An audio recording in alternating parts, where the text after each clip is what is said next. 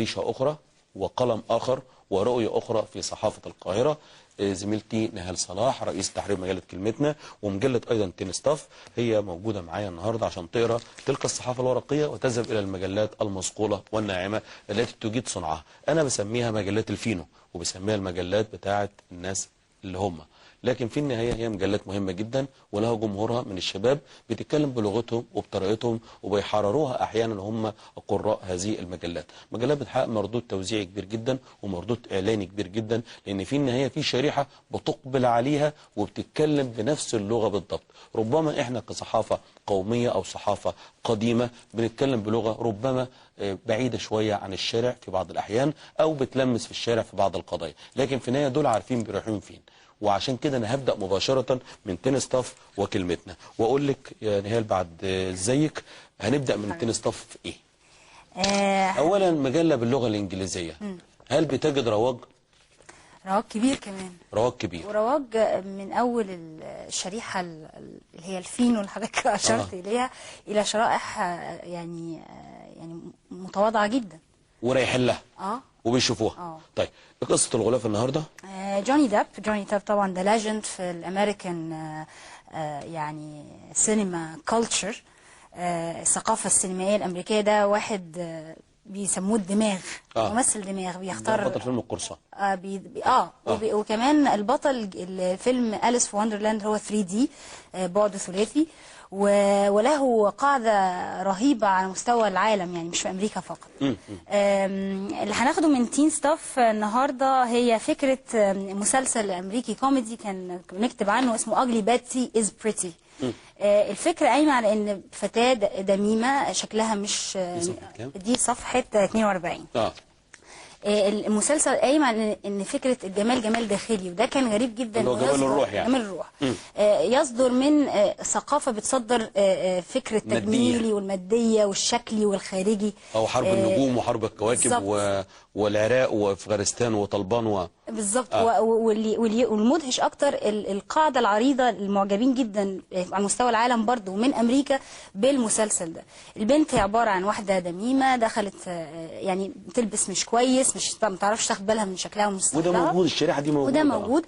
لكن قدرت ان هي ساقها القدر ان هي تشتغل في شركه ليها علاقه بالفاشن والفاشن ديزاين والموضه، واثبتت نفسها والناس حبوها وتناسوا شكلها وبقت هي اهم واحده في الشركه. فدي احنا خدناها من وجهه نظر تين ستاف، نقول لهم ان الجمال ممكن تبقى جميل شكلا وموضوعا بطريقتك الخاصه بشكلك الخاص بكميتك الخاصه. طيب وفي كلمتنا بقى؟ كلمتنا احنا عندنا قضايا كتيره، بس انا عايزه اتكلم على موضوع ابو الليف، انه عصر ابو الليف. بس قبل ما نروح للقضيه انه زمن ابو الليف. زمن ابو الليف ده صفحه كام ده؟ ده صفحه 66. عفوا انه زمن ابو الليف. ايه ابو الليف ده؟ ابو الليف هو مغني جديد طلع اغنيه قويه جدا سمعت جامد جدا، اسمها بتحبيني اشك مين دول على الفيسبوك، يعني حاجه بتحبيني اشك مين دول اللي على الفيسبوك. ده ريم عادل وعمرو خاطر اللي كاتبين الموضوع. هي الفكره ان احنا خدنا انه يعني هو صوته حلو جدا، اللي متبنيه هو الكاتب الرائع الغنائي ايمن بهجت قمر، كويس، اللي وزع له محمد يحيى واللي وزع له توما واللي لحن له محمد يحيى، ناس قامات في مجالاتهم. كان الهدف التحقيق اللي احنا عملناه اللي احنا خدنا راي الناس فيها ان ما ينفعش ان هو انا اسمي واحد او اهين واحد بمسمى ابو الليف وهو اسمه نادر علي، علشان اللحن لوحده الفظيع مش كفايه والكلمات الرائعه مش كفايه والتوزيع، لازم برضو اعمل شوك.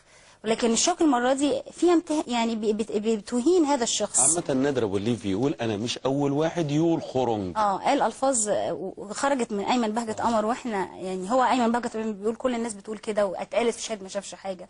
هو قال خرنج وانا بقول نخرج فاصل ونعود ونواصل. قلت ابص في المرايه يمكن اكون حلويت، فضلت دايره ابص ما خليتش ولا مرايه في البيت، في الحمام، في الاوضه، في الدولاب، او متعلقه على الحيط. شفت سكت شويه وبعدين اتخضيت. معقول قضيت العمر ده كله وزي ما رحت زي ما جيت؟ معقول انا عمري ما فكرت ولا اتغيرت ولا حبيت؟ وازاي ساكت على روحي ده كله؟ وليه استنيت؟ يا ريتني ما كان عندي مرايه ويا ريتني ما بصيت. علي سلامه في سلامات على المصري اليوم على الصفحه الاخيره. بص على ايه؟ بص على احمد حلمي. احمد حلمي في الدستور. ايوه. احمد حلمي كاتب لطيف جدا جدا. كاتب ايه النهارده؟ كاتب ان هو عايز وقت اضافي، لما حسب كم الساعات اللي بيقضيها في النوم وكم الساعات اللي بيقضيها في الحمام وكم الساعات اللي بيقضيها وهو بيعمل حاجات تانية غير ان هو يطور نفسه، لقاها 35 سنة. 35 سنة ما بين الاكل والحمام والنوم والشغل. امال بيحب منى زكي قد ايه؟ لا دي تسأل عنها منى زكي. هو احمد حلمي الحقيقة من الفنانين اللي مغلبيننا احنا شخصيا في الاعلام. ايه سر احمد حلمي؟ مصري، شاب مصري دمه خفيف، عنده سرعة بديهة يحسد عليها. شاب روش. وكمان يعني في السنوات الأخيرة فاجئنا ان هو عنده قدرة تخطيطية وتسويقية لنفسه جيدة جدا. تسويقية وتخطيطية. قصدي ايه ليه هو في المقال اهم حاجة وقفت عندها ايه؟ انا وقفت عندها ان هو عامل عملية حسابية معقدة. انا ما بحبش الحساب. انا قعدت اجري على النتائج اللي هو وصل لها يعني. فهو الفكرة نفسه هو إدارة الوقت في مصر. إدارتنا لوقتنا مش على المستوى المطلوب، وده طبعا باين في تأخرنا في كل شيء يعني. فانا عاجبني ان هو تناول الفكره دي، وانا عارفه هتلاقي صدى عن ناس كتير وقراء كتير هيفهموها منه بطريقه غير مباشره اللي هو كتبها.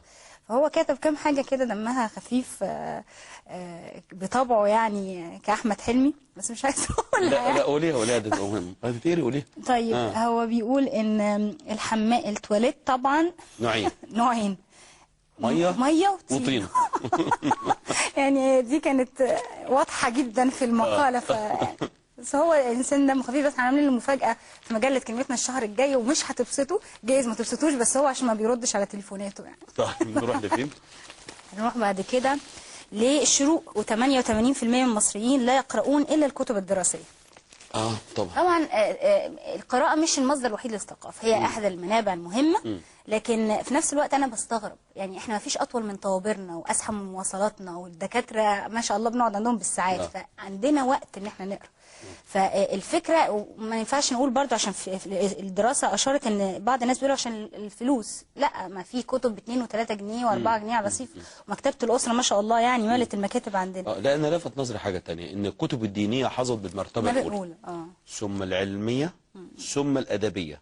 يعني معنى ذلك ان الكتب الدينيه، وانت عارفه الكتب الدينيه اللي بيشتروها ايه؟ طبعا. اللي هي عذاب القبر. ايوه طبعا. والثعبان الاقرع. كل ده اساسي في القرايه. يعني برضو دي نسبه مزعجه جدا. 88% من المصريين لا يقرؤون الا الكتب الدراسيه. بالنسبه انت اخر حاجه بتقراها ايه؟ اكتر حاجه بقراها انا بحب قوي اقرا الذاتيات. وبحب اقرا التجارب الشخصيه. يعني بحب اقرا مثلا زي قصه حياه اوباما، الاوتوبايوجرافي يعني.